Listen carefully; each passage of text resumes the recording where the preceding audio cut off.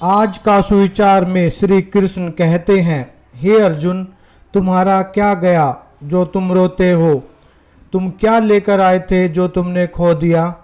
तुमने क्या पैदा किया था जो नष्ट हो गया? तुमने जो लिया यहीं से लिया, जो दिया यहीं पर दिया। जो आज तुम्हारा है कल किसी और का होगा, क्योंकि परिवर्तन ही संसार का नियम है। यशवंत सिन्हा ने केंद्र पर निशाना साधते हुए व कांग्रेस विधायक दल को संबोधित करते हुए कहा कि भाजपा की केंद्र सरकार राजनीतिक विरोधियों के खिलाफ ईडी, सीबीआई, आयकर जैसी एजेंसियों का दुरुपयोग कर रही है।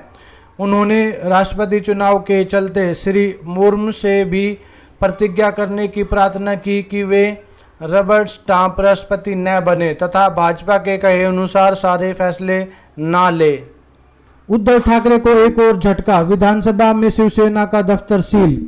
महाराष्ट्र विधानसभा के आज से शुरू होने वाले विशेष सत्र के पहले ही उनके परिसर में स्थित शिवसेना विधायकी दल का दफ्तर सील कर दिया गया है। दफ्तर के बाहर मराठी भाषा में लिखा नोटिस चिपका दिया गया है। महाराष्ट्र की एकनाथ शिंदे की सरकार पर कानूनी तलवार लटक रही है। 3 और 4 जुलाई को महाराष्ट्र विधानसभा का विशेष सत्र बुलाया गया है। सत्र के पहले दिन विधानसभा अध्यक्ष पद का चुनाव होगा और 4 जुलाई को शक्ति परीक्षण होगा, जिसमें एकनाथ शिंदे बहुमत साबित करने की कोशिश करेंगे। हैदराबाद में पीएम मोदी ने राज्यसभा को संबोधित किया। भारतीय जनता पार्टी ने आम चुनाव 2024 की तैयारियां शुरू कर दी हैं। सरकारी योजनाओं के लाभार्थियों तक पहुंच बढ़ाने और जन जन को भाजपा से जोड़ने के लिए शहर शहर, घर घर तिरंगा समेत कई अभियान चलाए जा रहे हैं। पार्टी के अध्यक्ष जेपी नड्डा ने विधानसभा चुनाव में पार्टी को मिली जीत का श्रेय श्री मोदी को दिया है और उन्होंने कहा कि सरकार गरीबों के लिए कल्याणकारी प्रयास और योजनाएं कर रही है। प्रधानमंत्री नरेंद्र मोदी रविवार को सिकंदराबाद के परेड ग्राउंड में विजय संकल्प में सभा को संबोधित कर रहे थे। नुपुर शर्मा के खिलाफ लुकआउट नोटिस जारी किया गया है। खबरों के मुताबिक कोलकाता पुलिस ने 2 बार नुपुर को सम्मन भेजा है। कोलकाता पुलिस द्वारा नुपुर के खिलाफ प्राथमिक शिकायतें दर्ज की गई हैं, जिसके लिए उन्हें पेशी होने के लिए कहा गया था। इसी के चलते कोलकाता पुलिस ने बीजेपी की निलंबित प्रवक्ता नुपुर शर्मा के खिलाफ लुकआउट नोटिस जारी किया है। आज के इतिहास में 3 जुलाई 1720 को स्वीडन और डेनमार्क ने शांति समझौते पर हस्ताक्षर किए। 3 जुलाई 1908 को ब्रिटिश सरकार ने बाल गंगाधर तिलक को गिरफ्तार किया। 3 जुलाई 1996 को हिंदी फिल्मों के मशहूर अभिनेता राजकुमार का निधन हुआ।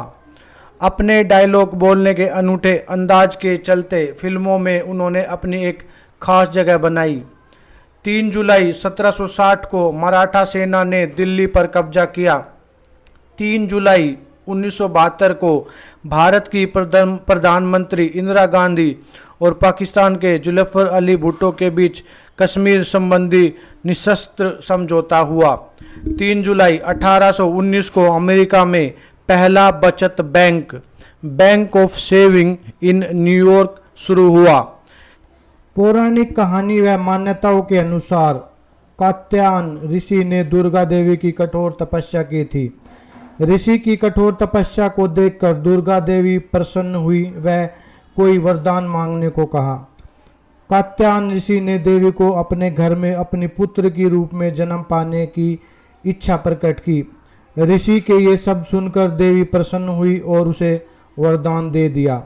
देवी ने फिर ऋषि के घर में कात्यायन पुत्री के रूप में जन्म लिया और तभी से देवी के उस अवतार को कात्यायनी देवी अवतार कहा जाता है। इसलिए दिल्ली के इस मंदिर को कात्यायनी देवी का छत्रपुर मंदिर कहा जाता है।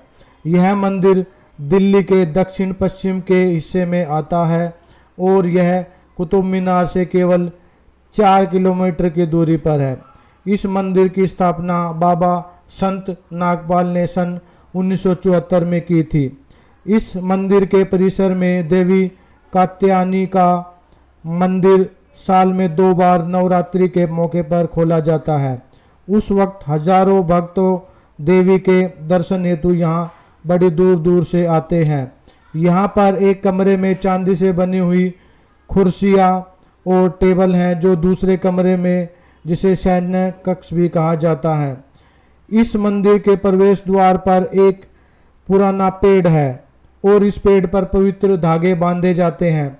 अपनी इच्छा को पूरा कराने के लिए लोग इस पेड़ को धागे और चूड़ियाँ बांधते हैं, जिससे उनकी सभी इच्छाएं पूरी हो जाए।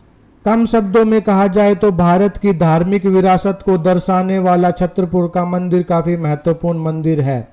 यहाँ के शिव मंदिर, राम मंदिर, माँ कात्यायनी मंदिर, माँ महिषासुर मंदिर, माँ अष्टभुजी मंदिर, झरपीर मंदिर, मार्कंडेय मंदिर, बाबा की समाधि, नागेश्वर मंदिर, त्रिशूल, 101 फीट की हनुमान मूर्ति भक्तों के आकर्षण का मुख्य केंद्र है।